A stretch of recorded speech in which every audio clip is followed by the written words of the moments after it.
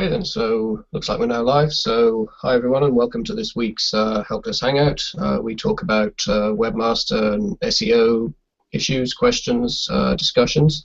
This is the 90th one we've done, so we've been going on for quite a while. I think the end of the month we've been doing it for 2 years, so yeah, they're going pretty well.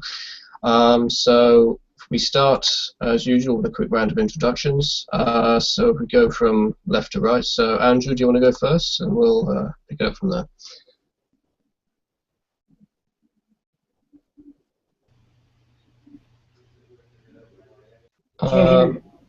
We can't hear you, Andrew.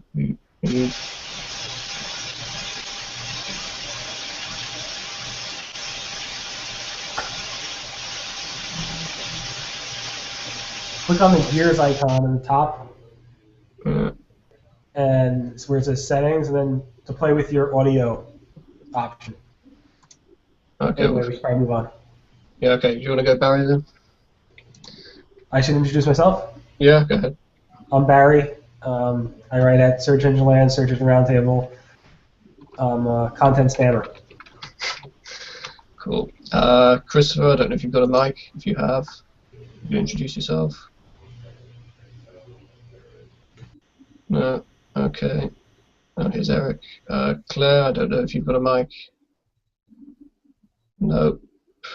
Doesn't look like it. Eric, do you want to go ahead and introduce yourself? Hi, I'm Eric Wu. I'm VP of Growth and Product here at Spin Media, which is Spin Magazine, Vibe Magazine, and a few other properties. I used to be the former director of SEO for eHow, which was at Demand Media. And I've been doing SEO for, I don't know, since 2002. So, yeah, good times. Cool. Manuel.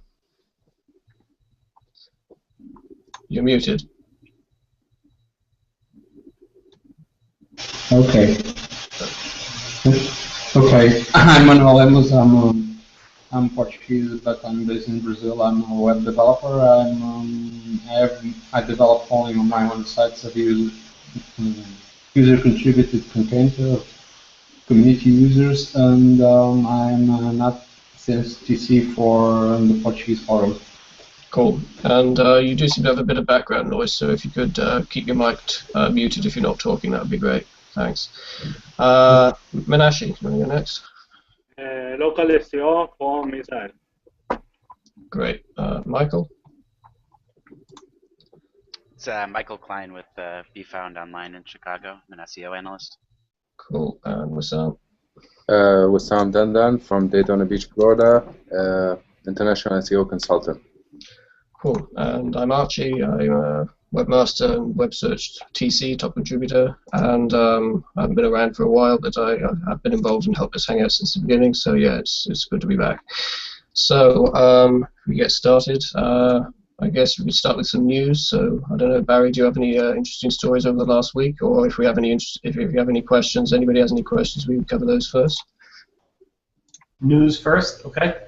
Okay. The biggest news of the week: DuckDuckGo has a new design they're testing. No, I'm just joking. That's not so important. It is important, but it's not that important. There are some rumors about Google updates going on, some shifts on May 2nd and May 7th, where I'm kind of thinking that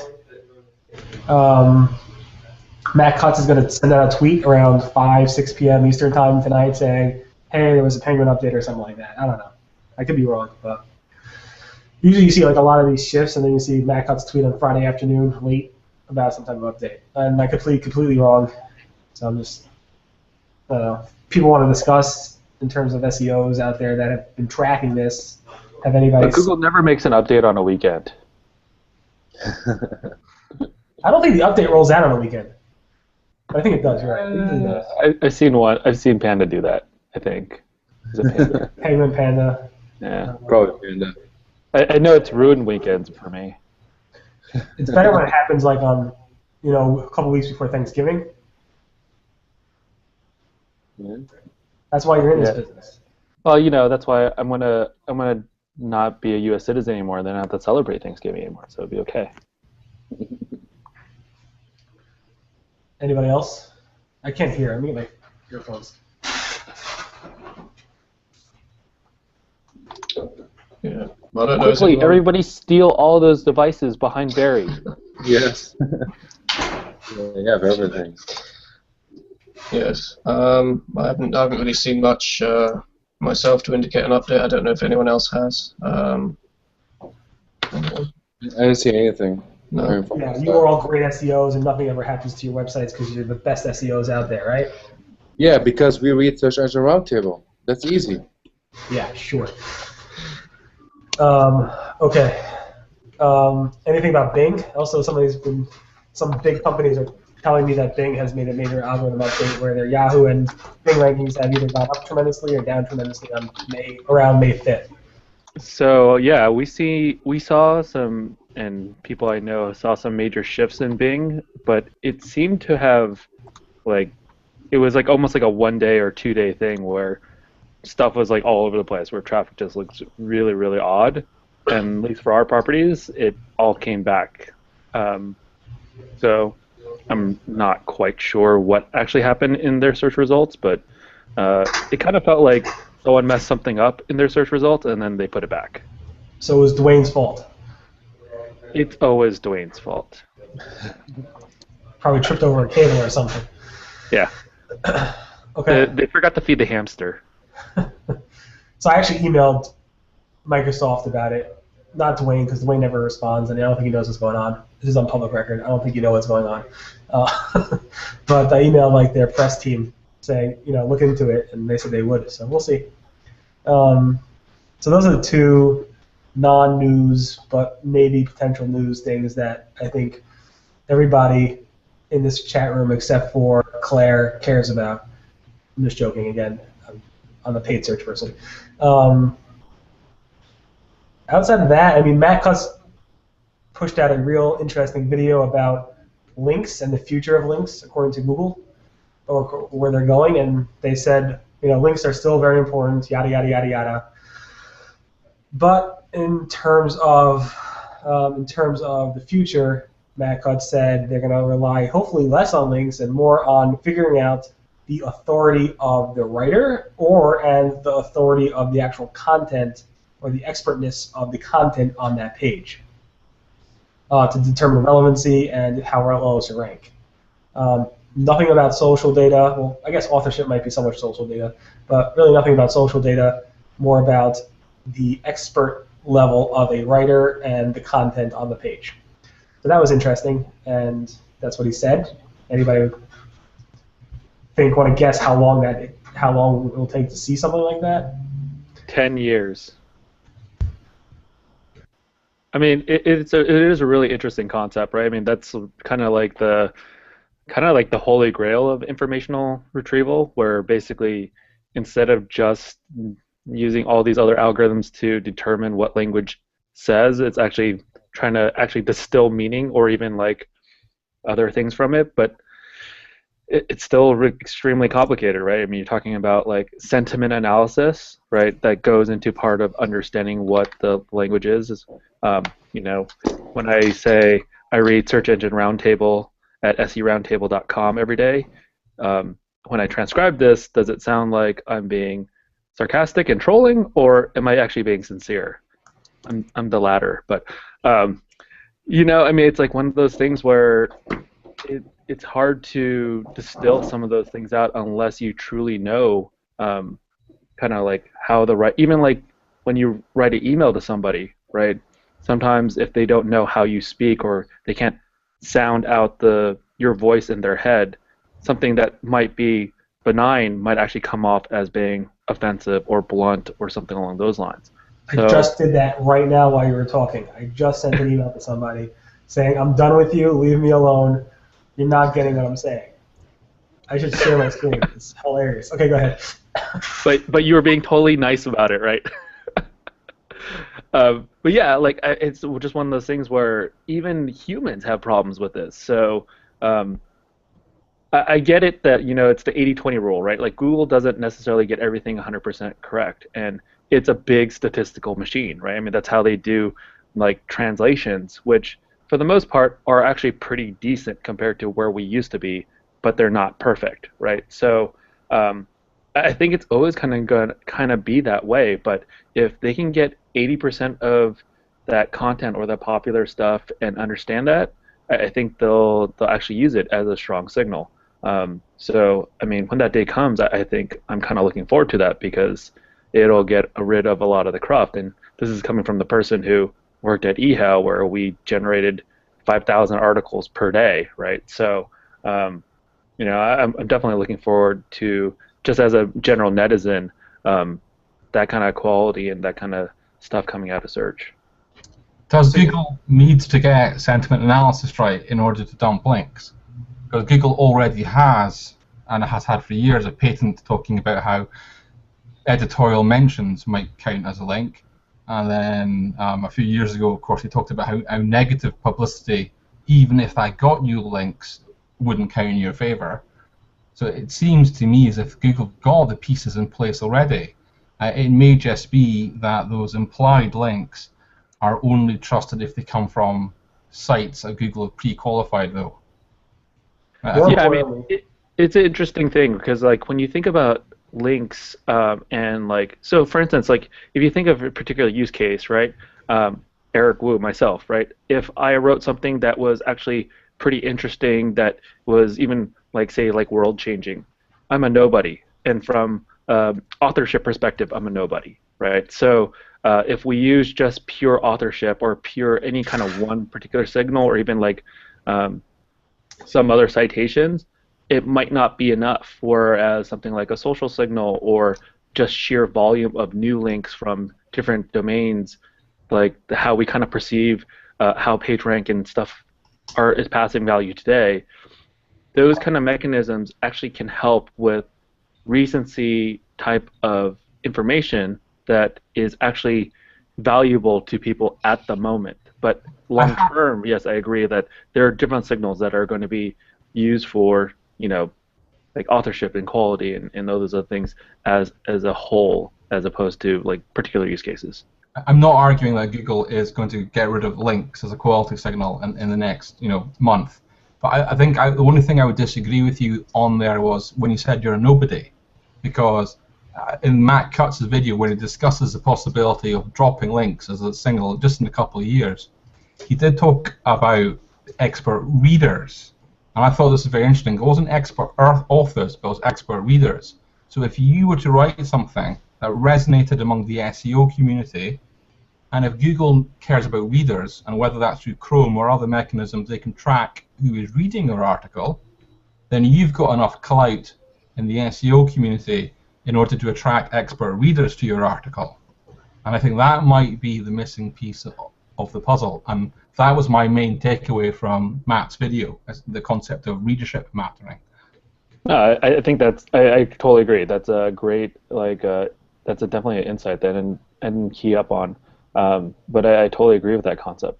I think when we start talking about some of the things and how it changes the algorithm and stuff like that, you can also kind of start seeing how they would be cautious about some of these things, because if I wrote a great blog post on, you know, how to build, I don't know, like how to build a new like Glass app like Barry does, but I have no authority in that space because I've never done it in the past, right? But Barry does. The thing is, you know, if I had, you know, slaved away for 2 years behind the scenes, never talked about it, and then all of a sudden drop something amazing, if you're just using just authorship on like topical kind of things or categorizing people in certain, like kind of pigeonholing them, it can actually drive you into this weird, I guess they kind of call like, you know, informational bubble, or, you know, these effects where you're kind of only allowing certain things to surface because you've already pre-categorized people. So I can definitely see, like, there's definitely a lot of interesting things that are going to be happening. It's whether at what scale and at what point do they actually use it as a strong signal. Like, for instance, like that stuff that Rand recently did around the click-through rate on the SERP, right? That has been always a thing that, you know, machine learning, like we did it at Demand, we did it at AT&T, where you're using click. I mean, from like a week ago?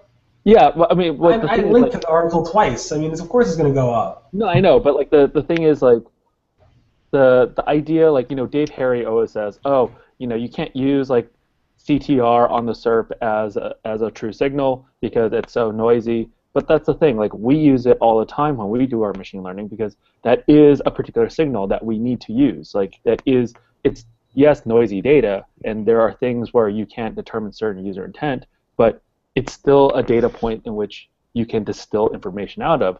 How strongly they use it as a signal or not is another factor, right? But I believe that they actually use that as a particular indicator, or like search refinements as a particular indicator as whether or not something in the search result is quality or not. I think Claire wants to know how Google knows who's an expert or not. That's kind of like, question, isn't it? I mean, I think this is where the social signals gets interesting.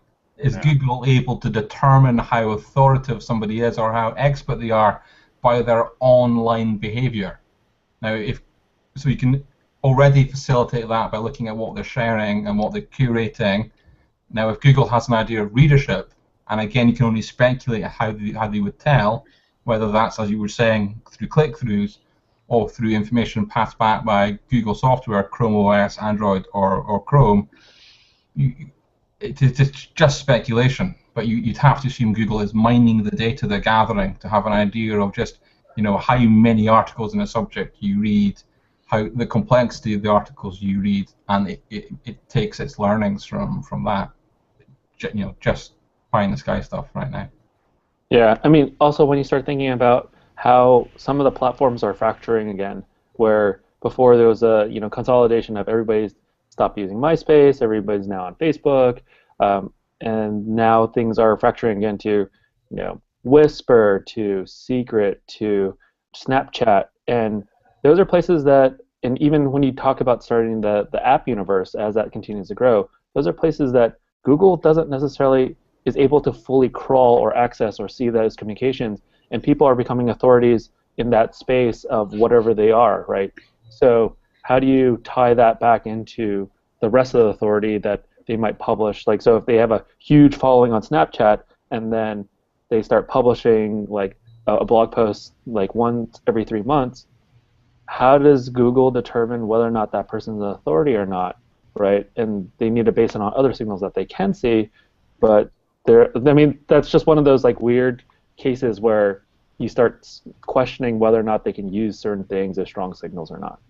You buy them. And yeah, essentially that's what you do, right? WhatsApp, we buy it so that Google can't get it. Right. Right. It comes down to identity, isn't it? The next big battle on the internet, I think, is about identity, and that's why Twitter and Facebook and Google are the three players to watch, and Amazon as well. Amazon's a dark horse because these are the companies who know who you are, and Google's advantage is it owns some of the internet, or Amazon's advantage it owns a percentage of your wallet. Microsoft's advantage is it owns your TV set if you've got the Xbox underneath it. And all these companies at least have a head start in finding out who you are. And I think that's why Yahoo reversed their Google sign-in to bring back their own identity. But even if we accept identities has been the foundation of the next wave of digital marketing, I don't think we're going to see any significant progress in this for months. So I think when Matt talks about dumping links in a couple of years, that feels instinctively right. Just the technology doesn't seem to be there yet. Especially since Vic is no longer around. Yeah. Sure. Okay. That's a good topic. Is that a penguin behind you on the couch? I think that's. So I'm not sure you can see, but in the clutter there's a pug, and there's a squishable panda. I don't think there's any penguins in this room, but we do have a panda. All right. It's good to know. Anybody have any SEO issues they want to get off their chest?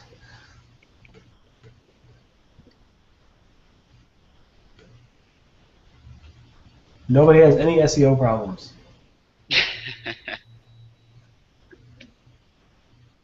Well, we all read seroundtable.com, so I fix everything that I have a problem with. Please, you tell me. If you were reading SEOroundtable.com, you wouldn't have noticed that Amazon has some SEO issues. Yeah, that's a good one actually. The microdata issue. That's they don't not have microdata. necessarily an issue. Yeah. Depends on what side you are on that. So I read the summary, but I didn't click through in the links. Was there a decision as to whether Amazon had made a technical mistake, or whether Google had decided to disbar them from the treatment? Yes. You have to click through. Basically, Amazon never had micro data or any rich snippet format on their page ever, at least on that page. Mm-hmm. And somehow, a year or so ago, they actually had rich snippets showing up in Google search results without the markup. Webmaster Console to do that though. You can, what? You can use a highlighter on Webmaster Console. Yeah, Amazon has had it before even the highlighter. Like, this is one of those cases where I guess most people don't realize this, but Google uses, even though this is my theory, right? I don't know because I don't work at Google, but my theory is that Google uses, even though they say they don't target certain websites for things, they use websites as their data points to feed into their machine learning. And Amazon, being the large retailer it is, you know, reviews are the key thing about Amazon. And because Amazon, you know, I know Amazon has people who work on SEO there. And sometimes when you look at their site, you're like, WTF, like, why isn't your SEO, like, look at your URL structure. Like, if you look at any SEO, and like I tell them, look at Amazon's URL structure, like, yeah, it needs to be changed. I'm like, no, it doesn't need to be changed, because Google is going to continue to rank them because they are so massive. And Google put in rich snippets because they're so massive. But it's interesting that they now since removed it, because I don't think they've ever added schema.org to their site. I'm lucky in that I've managed to work on SEO for some of the world's largest brands, and I don't think I'm breaking any non-disclosure acts, but it's definitely the case that if Google wants to highlight something or roll out something new, it makes perfect sense to pick big players in that space and say, look, it's not quite ready yet, but here's what we'll do. And you kind of get a beta version or a trial implementation or something like that. And that's advantageous for the big brand if they can take part. Or sometimes you need to do a little bit of technical work, and that can be enough to put the big brand off, because technical changes are very hard. But that doesn't mean you get it forever. So maybe, in just a theory now, if Google was trying to show the value of the rich snippets, Google made effort to integrate Amazon, so all the retailers could see Amazon using them and benefiting from them, and so enough retailers followed suit, and possibly now Google has enough data that it doesn't need to make special dispensations for Amazon, despite its size. Yeah, and I mean, to support that, I mean, they even cite overstock.com on like the Webmaster, you know, in the Webmaster help, and you know, that's like knocking it out of the park in terms of you know, microdata implementation. Where do you think microdata will finish? I mean, it seems to me that it's very plausible that in the next couple of months we'll have microdata options for a large number of entities. It could be a very sensible way for Google to sort of populate a free-based style, bottom-up sort of referential database of things, and just have your webmasters pull out all the definitions and code everything. It's an interesting question, right? Because you get to the point where, sorry, Barry, you want to say something? Sorry. Well, it's an interesting question because you get to a point where you have your tinfoil hat people, right, on one end or the other end. You have on one side, it's okay, well, schema.org or microdata will never go anyplace because people are not going to be technically savvy enough to do it or spend the time. And some of the reduction of the rich snippets, I kind of feel, is that because also the people who are willing to do it are sometimes heavy spammers, right? And trying to figure out who is a spammer or who's not a spammer, that's a tough question. And then you have the other side of things where, like, if you have a webmaster who says like let's do this, I think it's important. But at the same time, you see things like the knowledge graph, and you see like these carousels, and they don't provide attribution of where they're getting the data from, right? And Google's saying, oh, we're aggregating it, or we're doing all these other things, and which they're legally allowed to do. If you have multiple aggregate data points that say this is true, you don't actually have to cite some of those sources. But at the same time, you're now marking up the web so that Google can now either occupy your industry at whenever they choose to. If they decide, oh, we want to get into this business, all of a sudden you might be put out, and it's your own damn fault for giving them that data. Yeah. So it's an interesting thing. I mean, like a lot of times I have to convince people, like in general, this is actually a better thing long term. And if you are well positioned to pivot and you have the technical know-how to pivot quickly, you should be able to move with that wave and surf that wave all the way in. But at the same time, not everybody has that confidence or those abilities.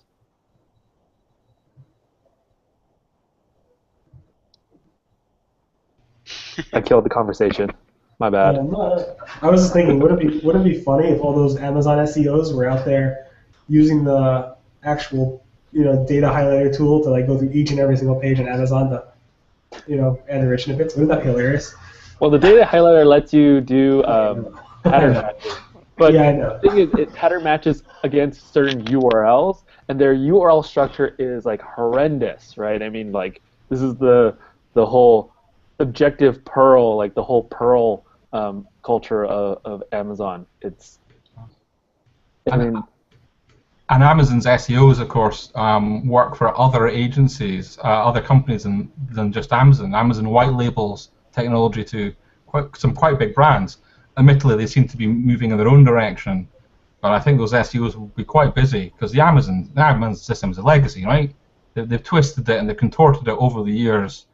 It must be an absolute nightmare to maintain. A couple of seconds downtime on Amazon is going to be expensive, right?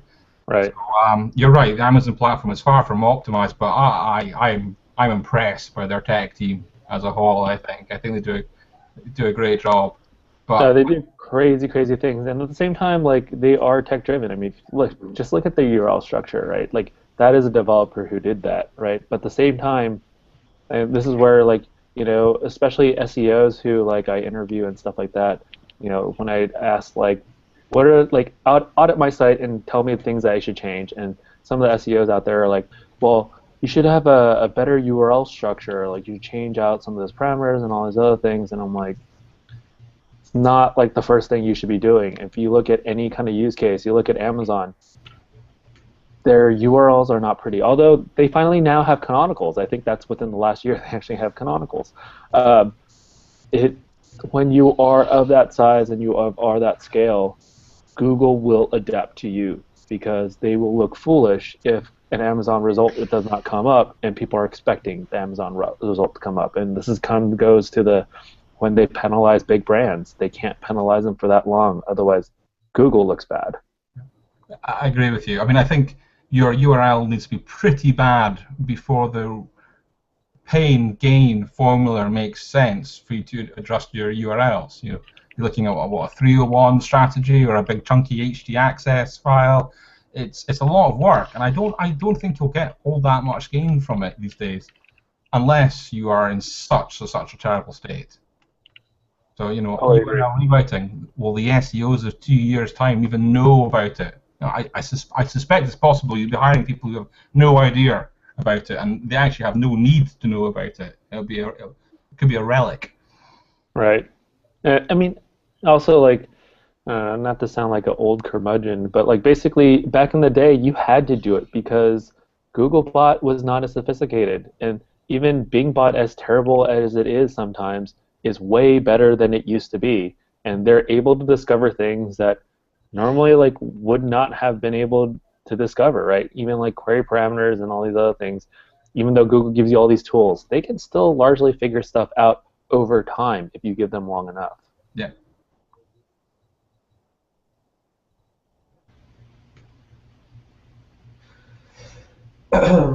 Okay. What other? Anybody have any why is there such a huge discrepancy in the number of SERPs found between searching using site operator in incognito mode in Chrome versus regular search? Both show the same search, but incognito shows a much higher number of pages indexed. Any best practice to speed up the monitor removal of duplicate pages for 410 results? So two-part question. Why does the site command when you're completely logged out show a different number than when you're logged in? That's not new, is it? I mean, No, site command, nobody should be using the site command unless you want to do site command with specific keyword phrases to find specific content. Yeah, if you're looking for something on a site, but even from the SEO hat, but even 10 years ago, different browsers would give you different results, and certainly that was true for the site command. So maybe incognito is effectively a different browser, in which case it's not new behavior, it's just Google continuing on its current behavior. I think Matt's talked about this on a couple of occasions, where basically that page count number is an estimate, and it's like only up to a certain number of significant digits, and it's not necessarily. And if you go from like page 1 to page 2, like you're doing another refinement, and it's doing another query, so sometimes you'll see that number go up or down, even though you went from page 1 to page 2. Like that number really is not something. If you're trying to figure out how many pages a site has based on that number, you're kind of doing it wrong. You just need to either crawl that site, or you need to look, if it's your own site, you just need to look at your own database of, like, just go into like Google Analytics or whatnot and see how many unique URLs that you actually receive traffic on. That'll give you a pretty good number. But as far as like the other part of the question was duplicate content removal using 410s. I'm looking to remove specific pages with _debug. Duplicate content that has been removed from site. So you can just 404 those or 410 those. I think recently, Barry, was it like last month that Matt or John clarified how 410s actually behave? But from what I remember them saying is that a 410 quote-unquote removes it quicker is a stronger signal, because 410s are not as common, and the idea of a 410 is it did exist at one point, and you're explicitly telling the search engine that please remove this, and because it's not as common, they take it as you did this on purpose, not you accidentally removed a section of your site and are serving 404s. Because what Googlebot and Google likes to do is that they know that webmasters can sometimes shoot themselves in the foot and serve a bunch of 404s, and they don't want to quickly de-index your site just because you accidentally sent 404s to Google. But with 410s, they feel like you explicitly did that on purpose.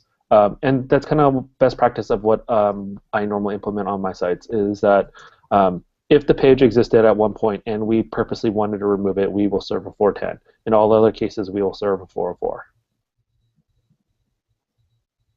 Yeah, so that's what he said. Basically, a 410, technically what Matt Cutt said about that was that if the 410, they'll crawl it once, and if it's a 410, they'll go ahead and immediately process that for removal. If it's a 404, they will not process for removal unless they get the 404 a second time, I think. And the thing to know is that even if you serve a 410 and Google crawls it, sometimes it doesn't actually drop out of the index. Like, there's your crawl rate, and so even if you serve a 410, they have to crawl it to see that you're serving 410.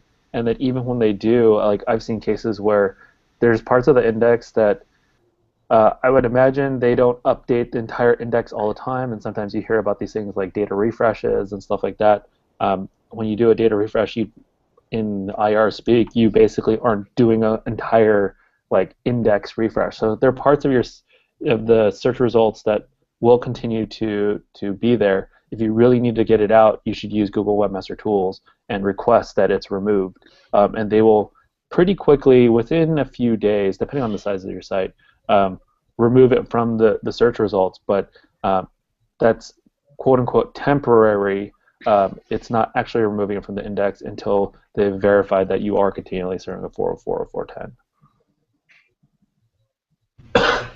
Yes, so Chris asked, isn't that the SERP removal and not the index? So yeah, that's the point. Like basically, it'll remove it from the SERP visually, and then when you serve the 410, 404 continually, or block it with robots.txt, or block it with robots.txt, I think that's a recommendation, then it'll remove it from the index, but if you block it with robots.txt and someone's still linking to it, they will probably re-index it into the index as a URL, but not know what content's behind there anymore.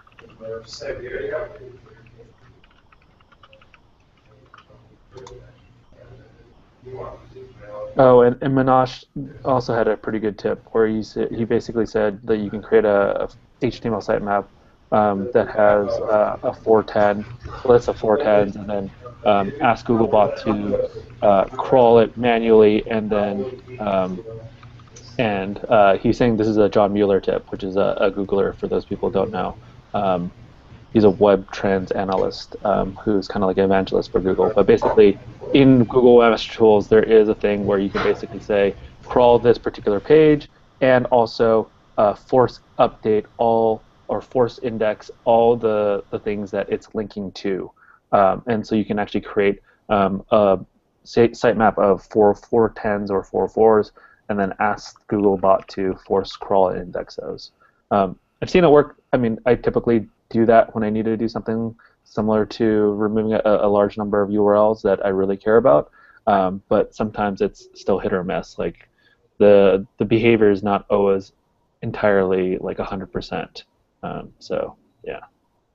I'm not convinced of the problem as well. I mean, if you've got _debug pages and you think duplicate content is so serious it's affecting the original pages, then how weak are those original pages? Another alternative URL on your site is really holding them down in any significant way in SERPs. And I think you just said you think it might be a Panda problem, but Panda to get caught over duplicate content is, well, I'm sure it's possible, but it's not.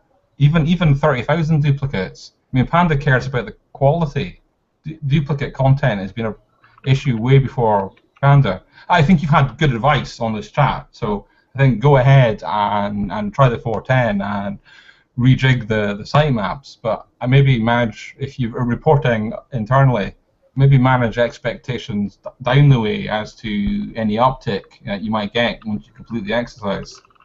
Because it might not be I've dealt with Panda a little bit, and I agree with Andrew. I mean, something like duplicate content on just duplicate URLs, where it's something like that, even at 18 to 30,000 dupes. I mean, even if your site's only 30,000 pages and you're completely duplicating everything on a different URL, I mean, unless you're doing like if you do a site colon search, so this is an interesting thing where I think at one point Matt Cutts had said that when you do a site colon search, usually it kind of has somewhat of, it's not exactly a ranked order of how they think of your sites as what pages are authoritative, but in some sense it is showing you some of the top pages of your site.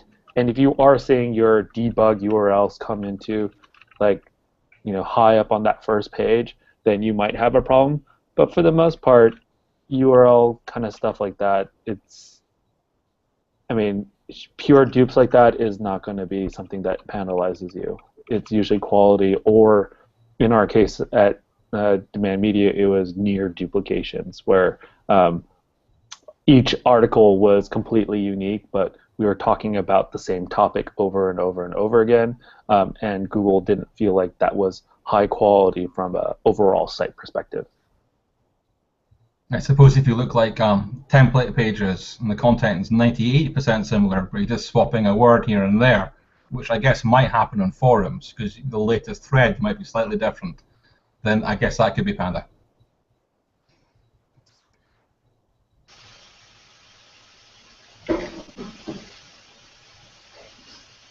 Yeah, talking about forums, I had somewhat an issue figuring why my sites were somehow hit, and could not figure anything, and so I decided to implement an experimental algorithm to determine which pages Google might be considering as low quality. So I went to the Webmaster Tools API, retrieved all the URLs of the pages they are sending traffic, and assume that the others that they are not sending traffic, at least in the last 3 months, they should be considered low quality. And I used that criteria to start marking my forum pages as no index, because eventually those are forum threads that lost interest, and they are just cluttering the, the, the, the, the actual quality of perceived by Google, because I had many forums, and over the years I assume that many of them are totally no longer interesting, and I have done that, but I'm still waiting to see any results from that, because it takes a long time for the Google to definitely take those pages out of their index. But okay, I don't know if anybody has thought about this idea, anybody has experimented something like this. It would be interesting if anybody could comment about this strategy to figure what is Google thinking, what is low quality, because otherwise I could not figure. It could be just a matter of quantity of low interest pages, or it's just the type of pages that could be causing panda factors. What do you guys think?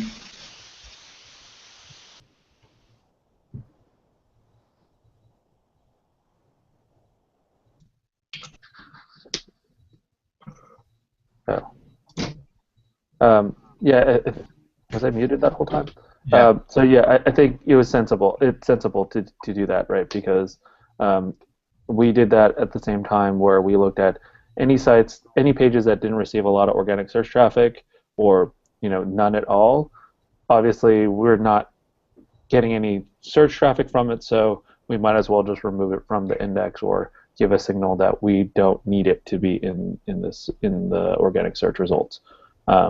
So I think it's a sensible approach. I mean, whether or not what they use that data for, I mean, we did a whole bunch of things to help recover from Panda. So I can't say we signaled that out as a particular signal, but we feel like that is a sound strategy to help remediate against Panda.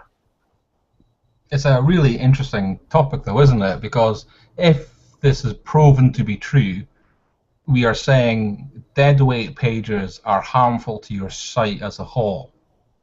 And then you can build into your CMS, you can get somebody write a WordPress plugin for me that says, unless you see this much activity on a page, I would rather not do with no index me. And my gut feeling is that's a shame, because you can have a page that sits there and is not relevant for something until it's in the news, in which case you're the #1 authority, and you could have a traffic spike. And the idea that a page is harmful unless it's currently and actively engaging traffic is upsetting to me. I'm actually reminded of Facebook's algorithm, where you might have 50 followers on your brand new Facebook page because you've invited 49 of your friends and family to like it. And right now in Facebook, that's a mistake, because those 49 people will not interact with your page, and so the Facebook algorithm marks you down. And that might work for social. My gut feeling is that it shouldn't work for search. That unless you've contaminated your entire domain, your entire site somehow, that it should be no harm in having lots of essentially dormant pages that are just not relevant right now. I'm not saying you're wrong, But I'm just saying I kind of feel I would be ashamed if that was the case. I agree. I mean, it is kind of a shame, but usually, I mean, in a lot of cases, things that receive very little to no traffic, if you look at that content, it's usually like you can take a look at it and you're like, this is pretty much useless. Like even, I mean, we come from especially here at Spin Media, a lot of the stuff is very timely, right? So it's all about what happened in the last week or two. But the interesting thing is every now and again, someone will link to an old Katy Perry video or something like that, and all of a sudden it'll go from only like 5 or 6 page views per visit in a month to like hundreds of thousands in a single story. And that's where, like, I agree. Like, it is kind of a shame if you had an opportunity or you had opportunity to tell a particular story, and you're removing it from the search index just because of this. Oh no, I don't want to get Panda levied against me. But at the same time, I feel like sites that kind of have this issue of Panda, like where if you are concerned about Panda, you're probably doing a lot of things wrong already. So your content's probably not so great. Yeah, I mean, I think you're right. I mean, a forum that is dated, and you can tell the date from the URL, the timestamps, 2007. Google can tell this is 2007. I don't think there's any question that the Webmaster needs to highlight them in any particular way. However, I am reminded of a comment that Barney Pell made in Spain in a search marketing conference, either SMX or Search Engine Strategies. And of course, Barney Pell set up PowerSet, got bought by Bing, got bought by Microsoft, and it became Bing. And he very openly said that traffic to a page was the primary ranking signal after PowerSet had been bought by Microsoft. And I remember asking him, but Google deny they do this? And he sort of shrugged and went, well, I don't know what Google do, but we find it such a powerful signal, it's hard to imagine that they don't look at it. So the idea of how much traffic does a page get, certainly how much traffic does a page get from the search engines, this is a click-through question again, isn't it? That is a powerful signal, it certainly has resonance with me. Yeah, just to clarify, I did not do that for all types of pages in my site. I just did that for forums precisely because over time they lose interest.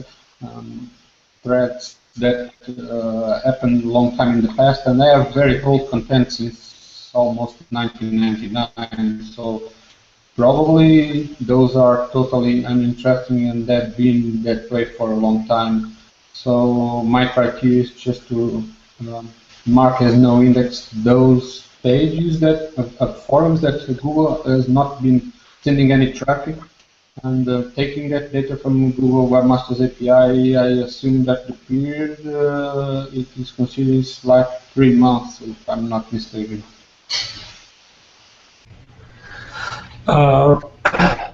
Since we have an AdSense TC in the room, what do you think is going to happen in May? There's a lot of discussion about earnings dropping and people complaining about AdSense revenue.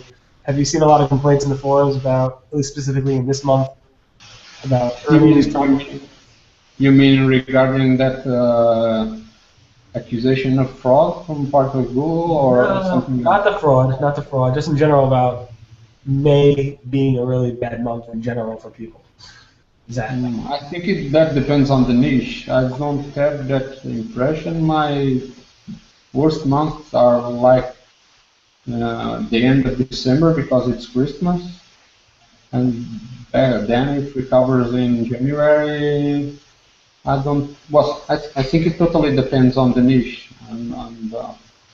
but my niche is very specific. What applies to my niche doesn't apply necessarily to others. So let's go to the leak. I assume you're not a big fan of that AdSense leak. That you don't believe it. Or do you? Oh, you mean about the fraud, the accusation of fraud? Well, we've seen that in the forums, and as AdSense this year, I see that all the time. it's not news that there is many people that had their accounts canceled, and what there are some people that are trying to gather to sort of class action suit, and specifically here in Brazil, I have noticed that there's at least one guy that's trying to organize not exactly a class action suit, but contact the public prosecutor. I'm not sure if that's the correct name. So it is Google is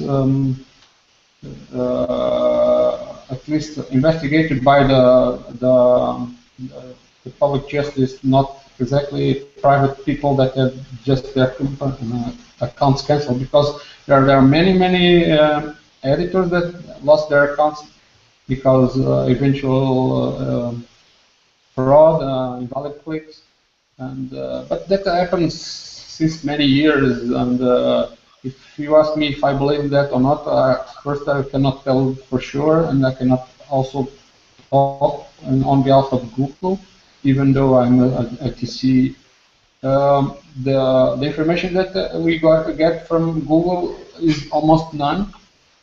From what I understand, the department that investigates invalid activity is really isolated inside Google. Even other employees that work with AdSense do not really know what is the criteria, and probably they do not know much about the details. Well, that is just my impression, because they also cannot tell me much because they are not allowed. And so if you ask me if that accusation is true or not, I just can give you my opinion. It doesn't seem to be true.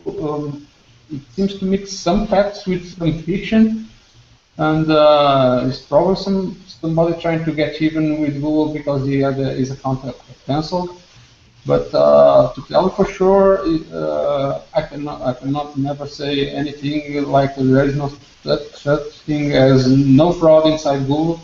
I'll find it very hard to believe, and if something would happen, sooner or later we would know. Some employee would leak it. So that's what they're saying. They're saying that exactly. He's saying he's an employee. To me, it doesn't seem like it's an employee. So you think it's not an ex-employee, in your opinion? Yeah, well, I don't know, because well, just my gut feeling. I have no idea, but it doesn't seem to be the case. It would be a huge scandal if it would be true, and I don't see the higher management of Google somehow endorsing that kind of activity against publishers. It would be like shooting themselves in the foot, because sooner or later an employee would leak it. So why would they be that stupid?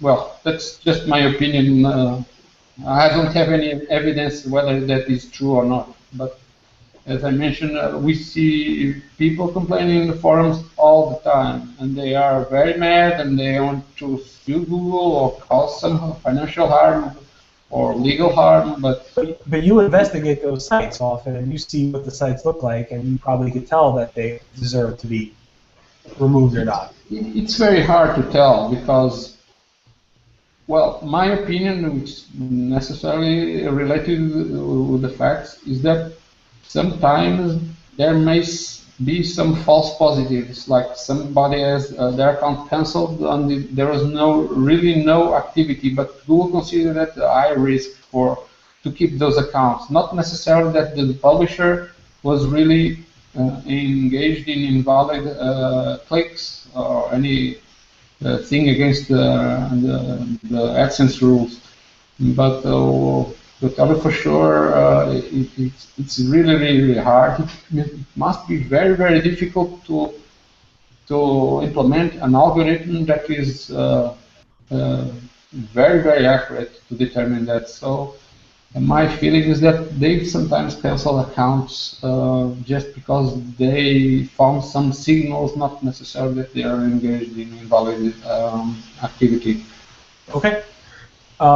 Wissam posted a question from Trey saying how important to rankings is having a fully responsive site in the eyes of Google.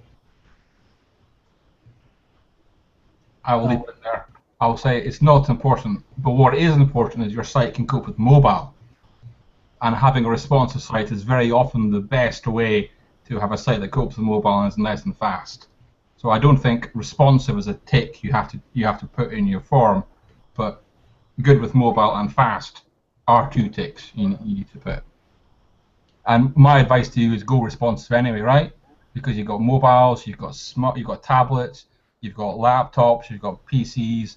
Some of the designers in my firm have monitors the size of your wall. You've got connected TVs. You've got the Xbox turning TVs into computers. And the only way to design and Google Glass, of course. And the only way to design for all of this really is to abandon the notion of one style per screen size and go to responsive.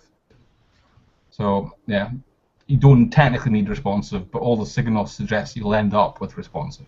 And if you want to learn more about that, Eric will be talking. Well, no, you're not. Are you talking about mobile or technical stuff? I think technical. I'll be talking about Ajax, and I'll touch on some responsive at the SMX Advance. So if you want to learn more about technical SEO and Ajax stuff, come to XMX Advanced in Seattle. I think it's almost sold out, so too bad. But we also have a panel on mobile SEO stuff that I'll be leading and just saying, this person's talking about this and this person's talking about that. And I just stand there and smile. Because, of course, you want a good smile standing there. But to answer part of Trey's question, like rankings-wise, for the most part, Google's still using desktop search results as your ranking. They're only demoting sites right now at this point, or kind of like penalizing them. I don't like to use the word penalty, but basically based on bad redirects or something like that, they'll actually degrade your site from those search results. The things that you do get for a responsive site is largely around the idea that Googlebot proper can crawl your site as opposed to the iPhone user agent or the other different user agents that Google does when they detect that you are changing things based on user agent. And the thing there is that Googlebot proper is way larger, which means they can crawl way more stuff, which means also you have way more exposure, as opposed to if your mobile site is constraining your content in some ways. They might eventually take that as a different signal. The thing really ends up being is, I have a debate with my engineering team all the time. Do we actually have, do we do dynamic or do we do responsive? And it really ends up being how you want to structure your tech org, right? Because for engineers to have to do responsive, to Andrew's point, there are all these screen sizes that you have to account for, and responsive does a pretty good job of that, but you still need to bake that into your responsive code, right? You need to have media queries based on minimum screen width, maximum screen width, and that requires your front-end developers to know a lot more and account for a lot more. How do I display this? How do I remove this? How do I display a different H1?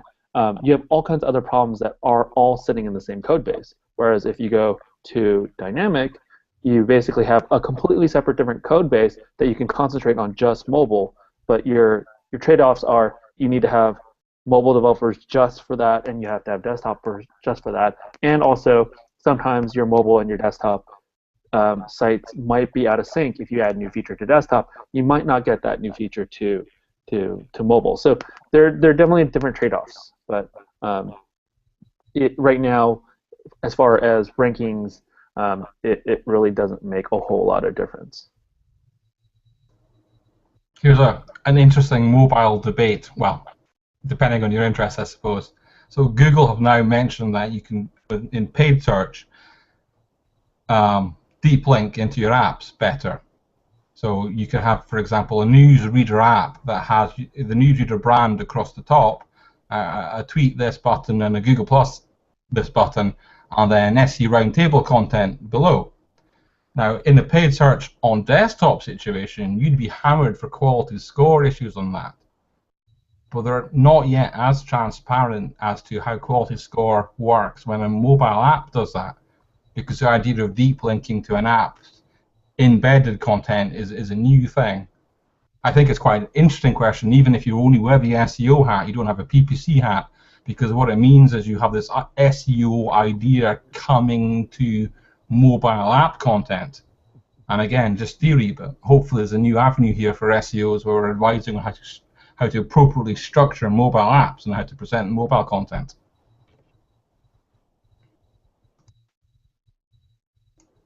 Discuss for 50 marks. With that, I think we are at our hour mark. So I guess Archie wants to end it. Yes, so yeah, thanks everyone. Some great topics discussed, and I didn't have to talk at all, so that was an added bonus for me. Yeah, we'll be on next week as normal. I think Matt should be back then, so yeah, and yeah, I'll add the timestamps for the topics we talked about at helpdeskhangouts.com if you want to refer to them later. So thanks everyone who's dropped by and to everyone who's been watching, and hope to see you next week. Have a good weekend. Thanks a lot. Thanks. Bye. Thanks, guys. Bye.